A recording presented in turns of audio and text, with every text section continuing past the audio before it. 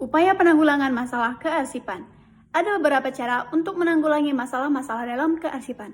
Yang pertama, perhatian dan dukungan dari pemimpin setiap kantor atau organisasi untuk memberikan pengertian dan mengingatkan kesadaran akan pentingnya bidang kearsipan dalam keseluruhan proses administrasi. Perlu dilakukan secara terus-menerus dan berkesinambungan. Hal tersebut merupakan salah satu faktor yang akan menjamin dan menunjang berhasilnya usaha perbaikan dan penyempurnaan di bidang kearsipan.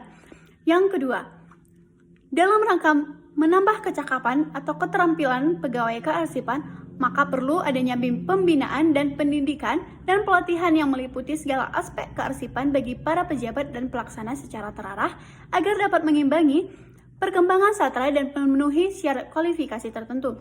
Yang ketiga, penyediaan dan penambahan fasilitas merupakan suatu hal yang sangat penting bagi kelancaran kerja bidang kearsipan, terutama bila volume arsip secara meningkat.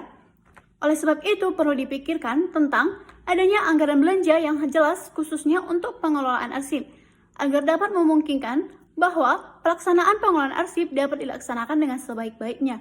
Yang keempat, perlu dimiliki dan diberlakukannya pedoman tata kerja kearsipan di suatu kantor, sehingga dapat memberikan arah yang jelas dalam pelaksanaan pekerjaan bagi para petugas pelaksana. Hal tersebut akan menimbulkan atau menambah gairah kerja dari pejabat pelaksanaan dalam rangka memperlancar pekerjaan. Yang kelima, perlu dibekukan atau dibudayakan pedoman tentang tata cara peminjaman arsip di tiap kantor. Hal tersebut erat kaitannya dengan disiplin kerja yang merupakan suatu sikap yang perlu dipelihara dan dibina secara terus-menerus. Meskipun para pejabat pelaksana telah memiliki pengetahuan yang cukup untuk bekal pelaksanaan tugasnya, akan tetapi bila tidak ditunjang dengan adanya ditetapkan, maka akibatnya akan sia-sia belaka. Yang keenam, penggunaan arsip oleh pihak untuk unit lain menuntut adanya koordinasi antar unit dalam suatu kantor.